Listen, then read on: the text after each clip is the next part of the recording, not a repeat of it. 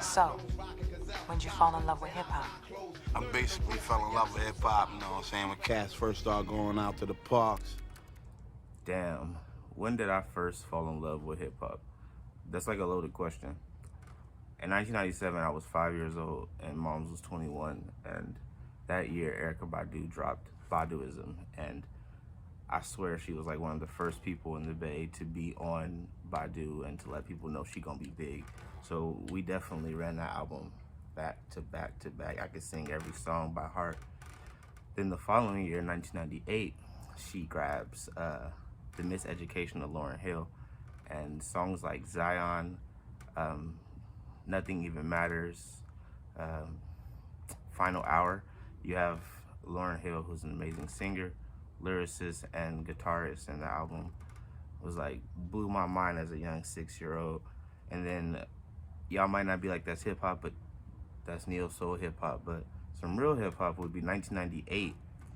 DMX drops It's Dark and Hell is Hot, and Flesh of My Flesh and Blood of My Blood. And I probably need to fact check this, but I'm sure both those albums went #1 or at least top 5 on the Billboard charts, even though he dropped 2 albums in 1 year. And a lot of people who's younger, no offense to them, don't know about the raw power and effortlessness of DMX. So listening to those albums was like, wow, you know, is this what hip hop is like supposed to be? You know, I had moved back to Richmond, and it was a real rough time for me out there as it's 2000, and I'm like 7, 8 years old. And piggybacking on the Lauryn thing, Wyclef drops his second solo album, The Eclectic, and bro, that album is savage. A lot of people don't talk about Wyclef. Like, bro, y'all stop playing with his name. Homie is a legend. And y'all don't know that he's behind a lot of the great hits, especially some of the ones you ain't, you know, like Hips Don't Lie. Come on, you know. And he's more than just a Fuji, so it was real dope to go ahead and just listen to that and grow up with that. And then someone who would change my whole perception of hip-hop and again, and like what really helped me become the producer I am today is Madlib drops The Unseen as Quasimodo, and he drops it in 2000. It's like 21 tracks, I think 24 if you get the bonus. And I used to run that back to back to back. I actually stole the album from my uncle Deedon, rest in peace, who has provided some of the artwork for some of the things I've put out. I actually stole the album from him because I couldn't get enough of it, you know. And when I started getting older and I started, you know, consciously being aware of like what I'm listening to, 2004, I fall in love with Madlib even more because he drops Mad Villainy, and he introduces me along with so many other people to MFDoom. And not saying that Doom wasn't hot before, it's just he had gone through so many things with KMD, and I didn't really know the background until I actually got into him from Madlib. So I'm not gonna sit here and be like, I've always been on Doom. Nah, Madlib and Mad Villainy is what introduced me to Doom. And that year he would also drop Food, and ugh, you know, so I could definitely say he is a huge influence on my rhyming pattern. He's really the whole reason behind Bones. Like, you got Madlib, who does, you know, the Beat Conductor series, but Special Herbs and Spices for me was like 100 tracks of gold. So that influenced me to do my own, you know, Special Herbs and Spices, and that's honestly where Bones comes from. 2004, the end of it, my mom cops College Dropout as soon as it comes out. Like, she copped that shit, bro. Rerun that bit over and over and over, and I was like, Kanye, who the fuck Kanye? And Wikipedia wasn't really like a thing back then, and Google was kind of like working on itself, so you had to actually do some research. And I didn't even know that this dude named Kanye West had actually produced the last album for Tribe Called Quest. And you know, in the 2000s, everybody was on there like, I'm back in the 90s old school shit. It happens to every generation, bro. So when he dropped College Dropouts, ugh, you know what I mean?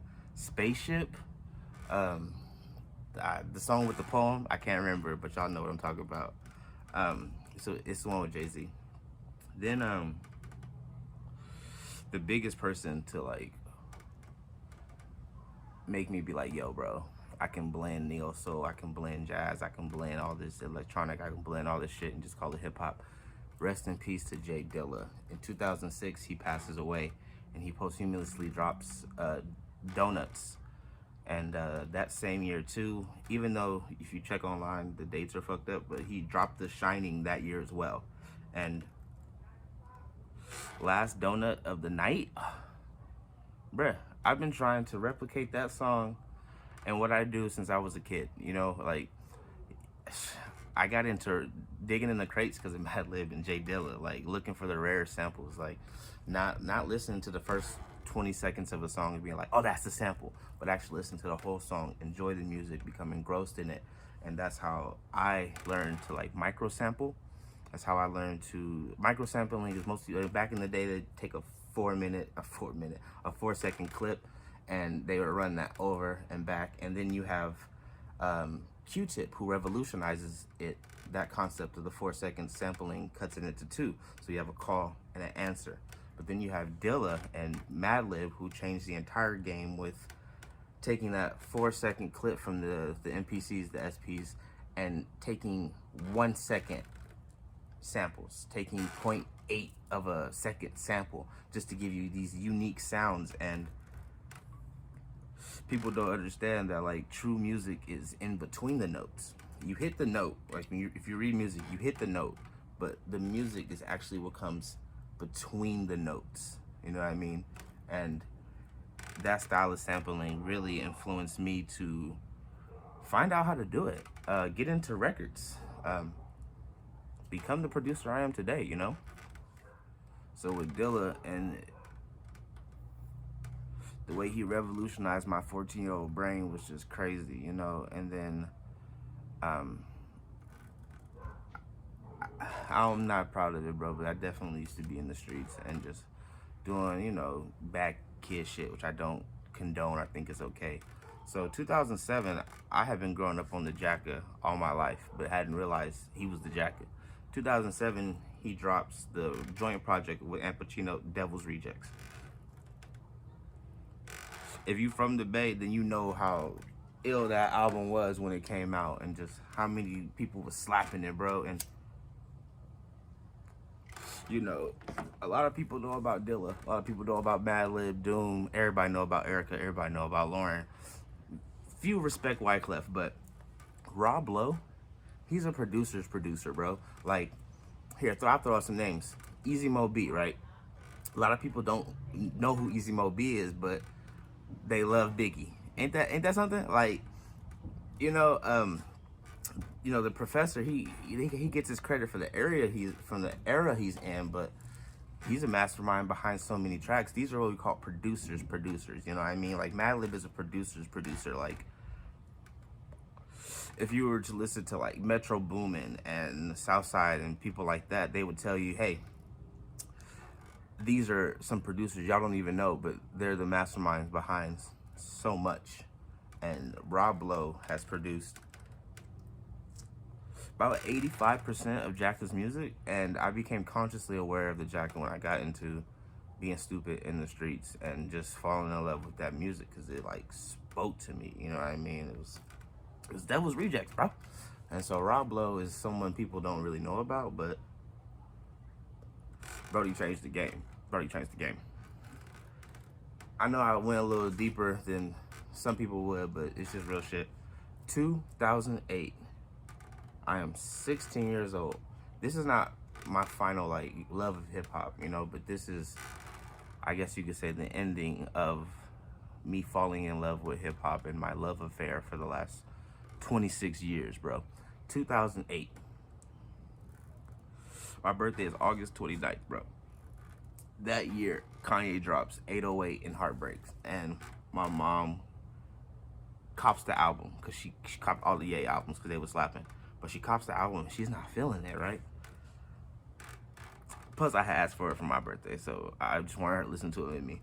But listening to that album over and over and over and over again, my medium, I definitely sample. You know, I can play some keys for you. I can do a little drum for you. But I am a percussionist by trade, bro. That is what I'm trained in. Like congos, bongos, djembes, cowbells, tambourines, shakers.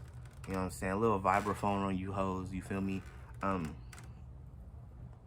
When he dropped 808 Heartbreak, it kind of like showed me I could do more with my percussions. Yes, Jdilla and Lib have percussions in it. Lib plays drums, Jdilla on the drum pad. I'm dope as fuck on the drum pad. I am a drum programmer. You feel me? I'm a arranger. You feel me? Like, it's nothing. Send me a loop, nigga. I'll put a drum beat on you. Be like, what the fuck is this? What the fuck is that? Boom, boom, boom. You feel me? So, Love Lockdown, Cold as Winter. Man, that album was like so percussion heavy, and it showed me that I can do more with hip hop. I can do more with my skills. I can incorporate everything, and so that's how I fell in love with hip hop, bro. Like a 26-year love affair, but that poignant 10, 11 years of those albums dropping and me listening to that music and that culmination has created who I am today. And so I appreciate y'all. I guess I posed the question, when did you fall in love with hip hop? That's the real question I posed to you, is let a nigga know when you fell in love with hip hop, because for me, it's serious. Scavenged Records, I'm Habilis. Music finna be out on all platforms: iTunes, Spotify, Pandora. We just signed the distribution deal. We on the next part of everything. Once that happens, I'm gonna get on my Instagram shit. I'm gonna start a TikTok, and I'm gonna have that music playing everywhere. I appreciate everybody still tapping in, everybody still listening, and shit. Appreciate you, bro. Peace.